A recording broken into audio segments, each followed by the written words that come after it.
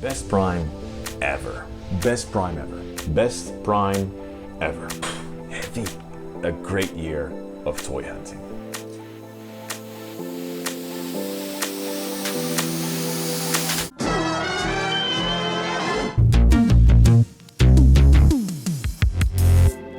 What is up, plastic friends? 2024 is wrapping up. You know what that means. We need to get sentimental and reflect on a great year of toy hunting. Toy Zone Amsterdam, Toyplosion in Germany, Vintage Toys of the Universe in Belgium, hunting with the OG plastic friends, hunting with Ed and the Attic Invaders, hitting 1,000 subs on YouTube. I would make this content exactly the same way if I only had like a single subscriber, but it's nice to see that all the hard work is appreciated. So here's my personal top 10 of 2024. Some new releases, mostly vintage. Are you ready? Now these are my personal favorites of the year, but let me know yours in the comment section below. Now strap in, let me see if I can do this in under 20 minutes. Now I acquired many cool toys this year, so it was a really tough list to make. I had to look at all the criteria, but the main one is still, does it spark joy? Do I want to pick it up off the shelf all the time and shoot more pictures for the Instagram? So a moment of respect please for the beautiful toys that just didn't make the list.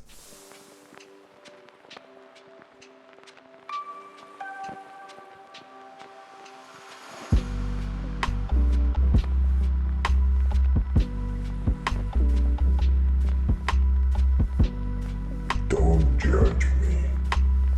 Enough with the runners-up, time for the actual top 10. We're kicking things off with a shared number 10 spot, huh? It's Super Fright Features Slimer and Body Wars Main Brain.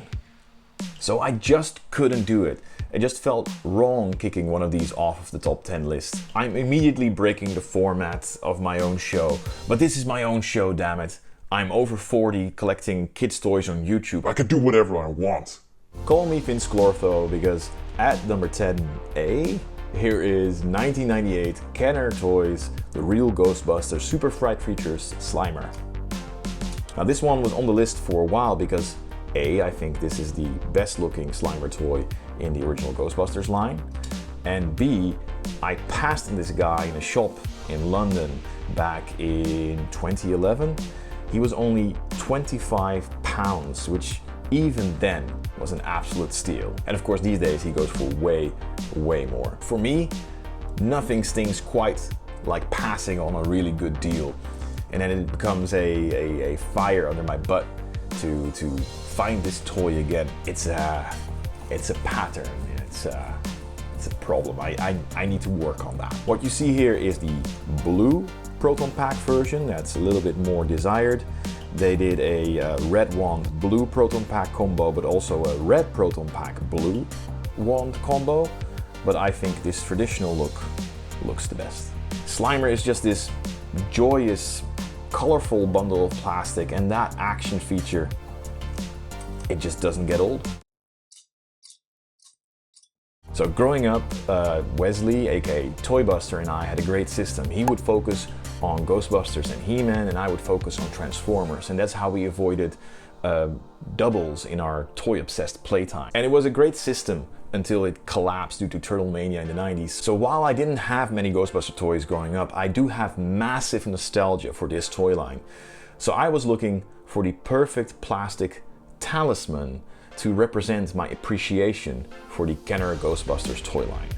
And I think I found it in this ugly spud. I think he can hear you, Ray.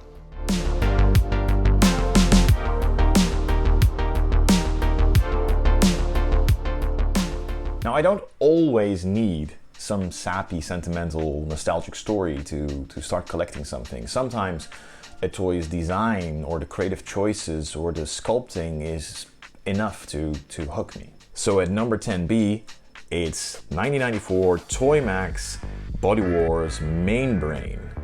Think Polly Pocket, but with human organs. Now before this year I didn't even know these toys existed. I think it was Ed's video on Toy See Me where I saw Matti buying one.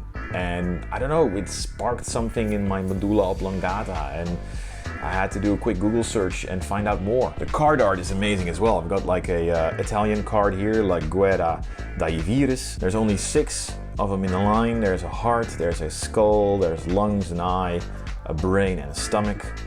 So it's a nice compact line to collect. Now each Body Wars playset comes with a chunky figure. It's about twice the size of what you would expect if you collect Mighty Max. 2 identical bad guys and 2 fireable missiles. Now this year I collected 4 out of the 6 of these sets and they're all pretty amazing, but the brain is definitely my favorite. You kind of want to pop this on the shelf and just display it as a macabre piece of modern art. It looks like something that crawled out of a Cronenbergian fever dream. Even after 40 years of being into toys, I still discover new stuff like this, and honestly, that's what keeps me going. Long live the new flesh.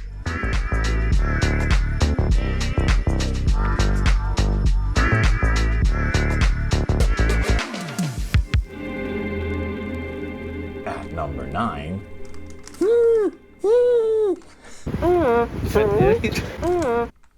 Give me a Yako. He made the list. Yako, he made the list. At number 9 is Takara Transformers Beast Wars Neo Big Convoy. I picked up this guy at Toy Zone in Amsterdam in May. Well, after Toy Zone Amsterdam, but you know, I need to get better at making decisions in the moment.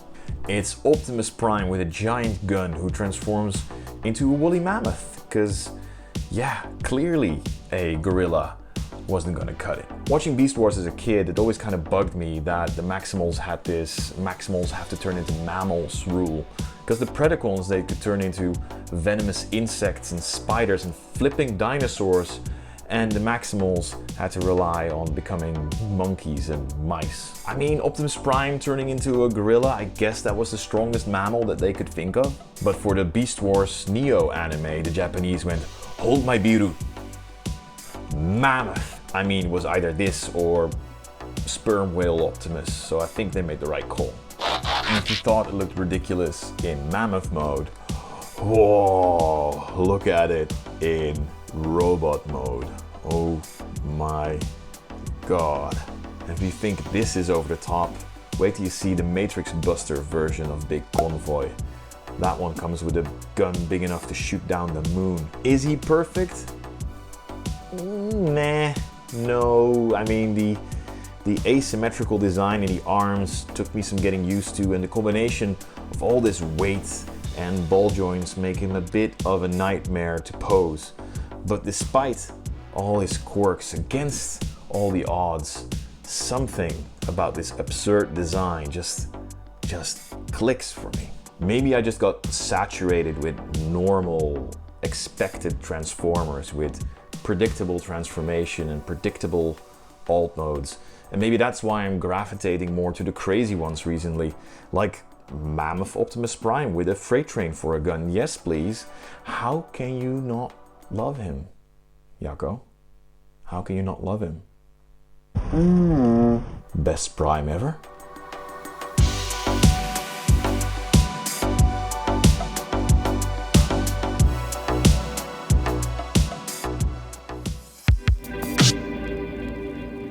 And at number 8, it's the Takara Transformers Missing Link, Bumble, and Cliff, aka Bumblebee and Cliff Jumper. I'm nominating them both because they're basically the same toy. Now the Missing Link line is really off to a great start. I mean, Missing Link Convoy looked amazing, Bumble and Cliff are great, and they've just announced Missing Link Sunstreaker. Now if you're unfamiliar with the Missing Link toy line, these are super faithful versions of the G1 toy releases, but updated with modern articulation that we never knew we needed.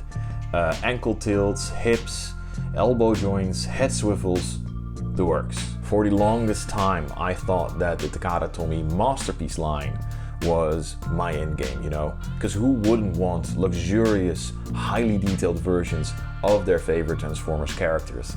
And at first they did a really good job of blending the cartoon and toy looks, but in recent years they've shifted more towards a cartoon accuracy first approach, and they've drifted away from the toys that I was nostalgic for. Because yes, I loved the Transformers cartoon growing up, but even then I kind of knew what it was. I knew it was a glorified toy commercial, a glorious one at that. My complaint was never that the toys weren't cartoon accurate enough, it was that the cartoon wasn't toy accurate enough for me. So after years of being a good little Takara fanboy and buying all the Masterpiece Transformers the moment they were released, they started to lose me around Hoist and Trailbreaker. They just weren't scratching my itch. Enter Missing Link. Toy accuracy to the nth degree, but with the posability that feels like a modern engineering marvel. And it doesn't get more nostalgic than the OG Minibots. The way they transform exactly like their G1 counterparts, regardless of all the redesigned limbs and extra joints, it just scores big points with me. And the way the cutesy little car modes just fit in your little fists like they did when you were a kid, they're just handfuls of nostalgic happiness. You can watch the full review of these guys right here on the channel. Those added points of articulation don't just add posability, they add personality. These bumblebees with knees are the bee's knees.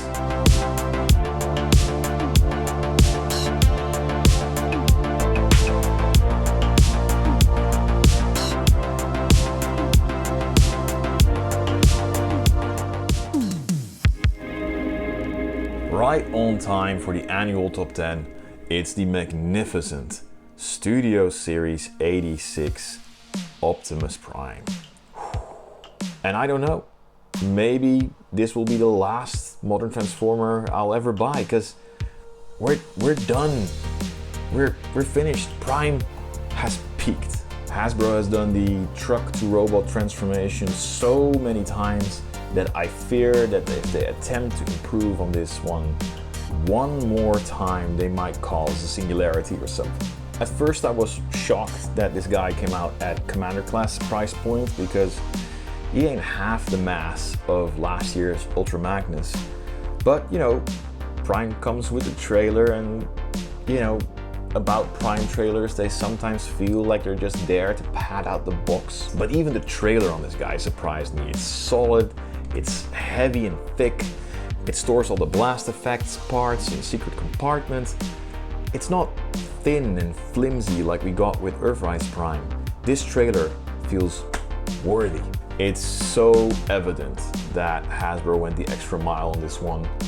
Butterfly joint shoulders, zero hollow bits, painted everything, misassembled heels, but hey, shut up. You hold them in your hands and you hear the hair metal.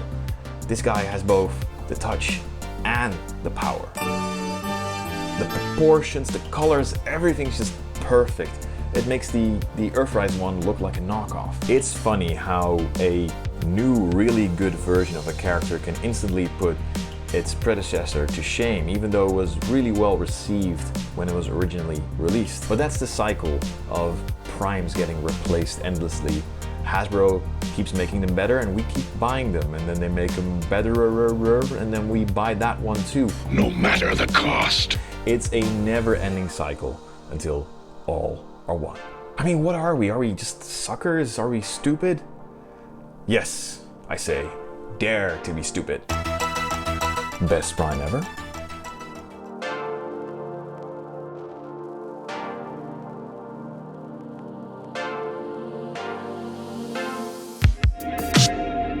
Watch out! He's got a gun! Let's see if this gets me banned. At number 6, it's Takara Gun Robo MC12, the black version of Megatron. Blackatron, if you will. Now, if you think this luscious licorice robot is just a basic palette swap of our beloved Decepticon leader, then think again, because before Megatron was Megatron, he wasn't D16, he was MC12.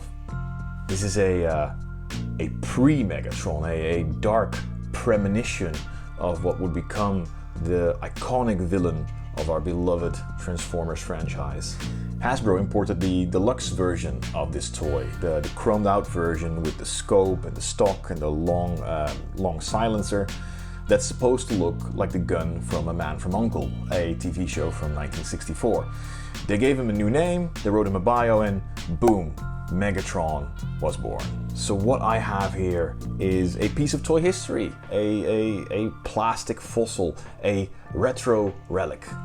This thing feels more like an artifact than a plaything. When you hold it, you feel like a museum curator nervously dusting off a priceless exhibition piece. Now this Black Beauty might be rare, but he's in excellent condition considering his age. Look at that, he still has his chrome chest stickers and everything. It makes me feel like a proper toy historian. Antique Roadshows, call me. Now I got this one at the excellent Vintage Toys of the Universe in Belgium. Nothing like smuggling a realistic firearm over the border with a big smile on your face. Some things are just better in black. Clothes, coffee, jazz music, and apparently robots in disguise. MC12 is like Megatron's cooler, more stylish older brother.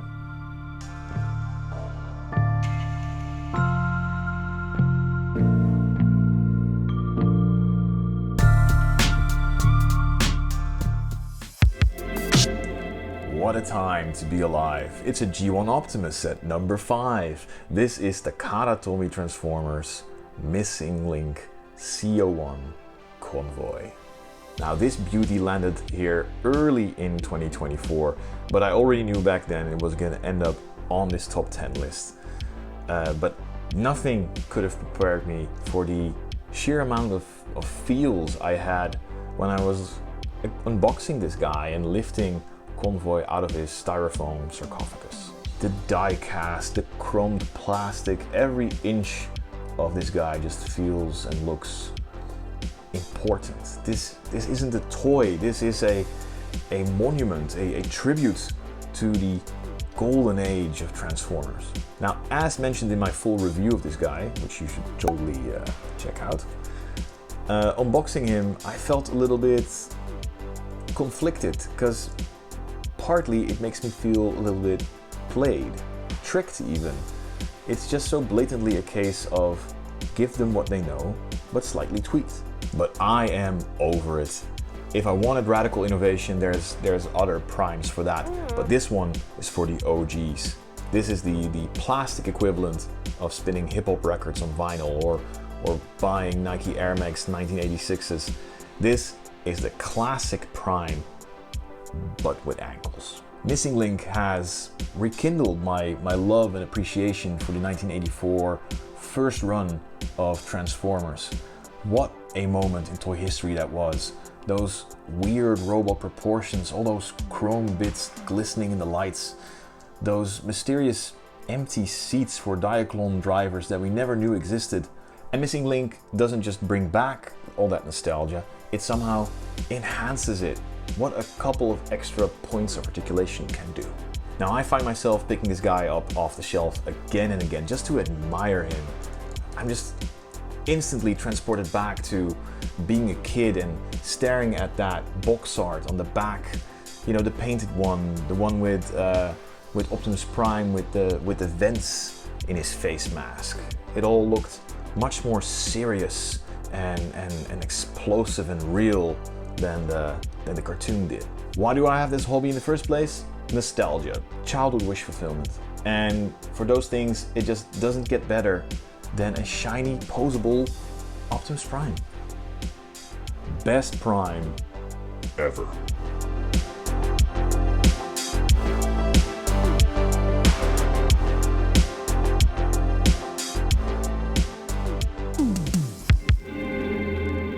Who do you call when you want some pepperoni? At number 4, it's this lovely Samurai Pizza Cat's Yataru by Big Boys Toys from Hong Kong. Will somebody please cue that fight? Samurai Pizza Cats. Oh yeah! After a lifetime of collecting Transformers, I decided it was time to up the ante and go for a real challenge and find something else to collect. And Samurai Pizza Cats was always a childhood favorite due to its comedic tone, and I always assumed that they were toys, even though as a kid I never saw them. I even remember telling the mom of one of my school friends that I wanted a Samurai Pizza Cats toy for my birthday, going into great detail describing what this toy that I never saw would look like. That's how confident I was. I didn't find proof of the existence of Samurai Pizza Cats toys until like 20 years later. And by now I've collected most of the 1991 Bandai Samurai Pizza Cats toy line. It's been a really tough, long hunt, but I think I'm about 99% done. And suddenly this vinyl toy company releases this jumbo-sized Speedy for what feels like out of nowhere. Look at it, this vinyl Yataru or Speedy has just really wowed me. He's all shiny and perfectly shaped, like a modern art sculpture. You can really tell that the designer was a big fan of the show. Besides the show's often improvised, reportedly drunk dialogue, it was also the character designs that really got to me. They look so Japanese, like are they animals in robot suits or are they robotic animals in suits? It wasn't super clear, but it was very, very interesting. It's such an iconic look. I can't be the only one who thinks that. This extra large Speedy feels like the ultimate statue to commemorate a often forgotten gem of the early 90s children's TV.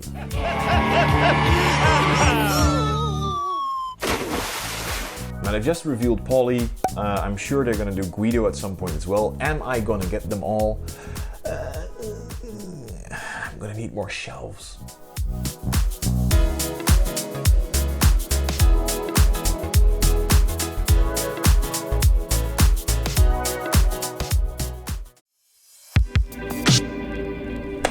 Okay, now we're getting into Holy Grail territory. What I've learned in my years toy hunting is that opportunities can come from any direction. An item might be on your long-term toy hunting list, but suddenly out of nowhere an opportunity can pop up and you need to act fast. That was the case for this year's number 3. It's the 1983 Bandai Poppy transforming Inspector Gadget Dr. Claus Madmobile. This isn't just a toy, this is a work of art. This is a supervillain's dream machine. This beauty came to me in a once-in-a-lifetime deal together with the Gadget Mobile. This thing is a triple changer. It's a car, it's a plane, it's a submarine, it has firing missiles. It's the toy equivalent of Go-Go Gadget everything. But transforming it is not for the faint of heart. It's all very fragile, die-cast metal and really old plastic. It feels more like you're defusing a bomb than you're playing with a toy. This message will self-destruct. Don't worry, Chief. I'm always on duty. It doesn't feel like you can make any mistakes. I totally understand why not a lot of these made it out of the 80s in one piece. But this thing, it's majestic. It feels like it's from another time. It feels more late 70s than it does early 80s. It has heft to it like a metal toy car, and even though the transformation is a bit tense, every mode you end up with feels balanced and purposeful and deadly cool. This Madmobile isn't just a grail, it's the kind of grail that makes all the toy hunting and all the trips and all the deals and all the risks worth the while. It's a crown jewel in any collection.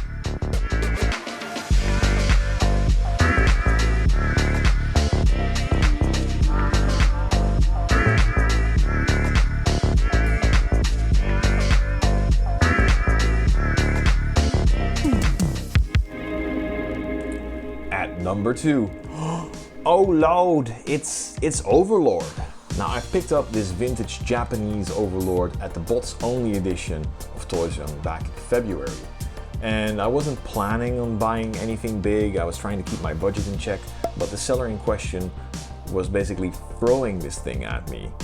He kept lowering the price every time I walked by. It was a great condition toy, but in a water damaged box. Those are always really good opportunities to check out. But I was still, you know, had my doubts because I wasn't sure if I wanted to go for the trouble of tracking down the missing Power Master breast implants. Now, Overlords are pretty common here in Europe, funny enough. They were released as part of the 1991 Euro exclusive gap year in Transformers. And for some bizarre reason, he wasn't a big hit when he was originally released here. Growing up, I remember seeing stacks of this guy on the shelves here in Europe. He was a real shelf warmer.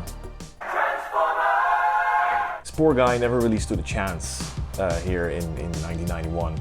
He was released without a cartoon on TV, he was paired with a trio of Autobot Brain Masters instead of his Master Force brothers and sisters, while he should have been released back in 1988 as part of the Power Masters line. But what I got over here is the real deal. This is the Japanese Super God Master Force version from 1988.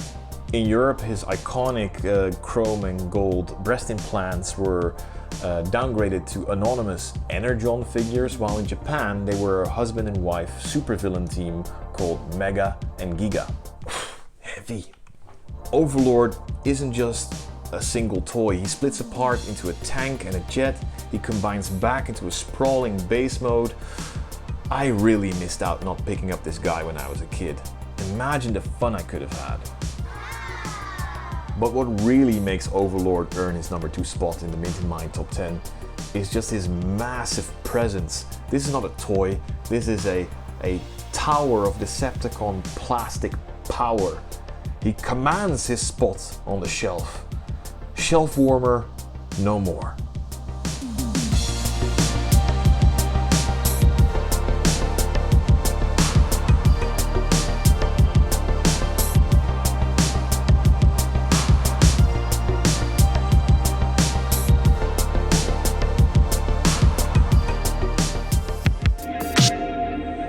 And here we are at number 1. You're still here, I like that.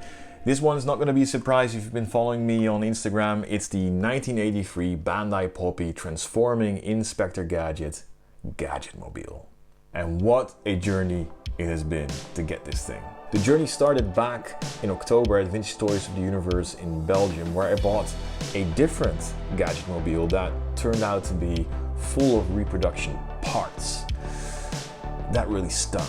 Sure, the seller should have disclosed that to me, but I also could have done more. I thought I had done my homework, but in hindsight, a little bit of extra Googling could have avoided this mad cat in the bag. Fools! Do I have to do everything myself? Then suddenly, a local viewer of the channel reached out. He saw my blunder in the toy hunting video for Vintage Toys of the Universe, and he offered me a once-in-a-lifetime chance at buying his all-original Gadget Mobile and his Mad Mobile together in a beautiful deal. This was Toy Karma at work. I went from 1 grail to 3 grails in a matter of a week. This hobby gives you no time to breathe.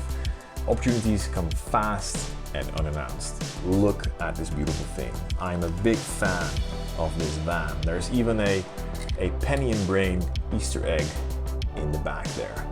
Now this lovely part plastic, part die-cast vehicle transforms, if you are brave enough, from this family van into a sleek interceptor with clamps in the front and firing missiles out the back end.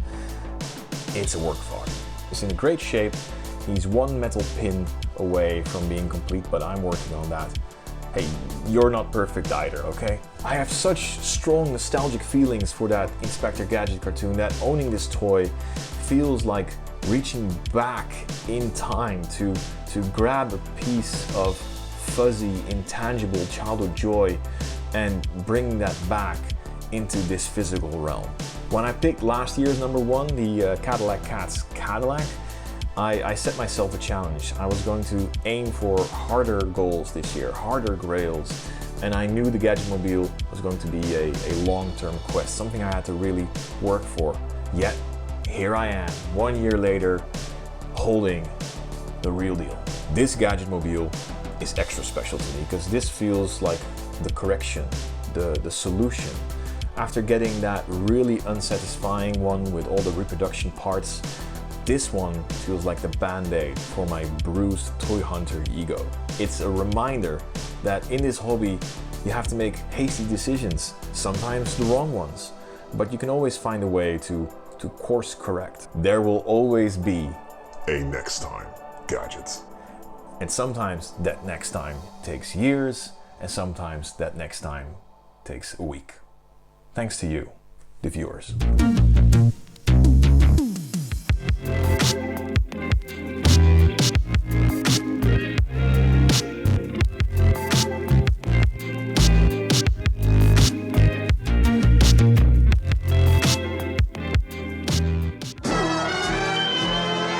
That was it. What do you think? Not bad, right? A little bit of everything, huh? At the end of the day, this plastic addiction journey of mine is about more than just the toys. It's about the trips, it's about the people, it's about all these colorful characters in our little community. So here's a toast to another year of plastic treasure hunting in sweaty conventions. I want to thank you for watching. I wish you the best toy karma in the world.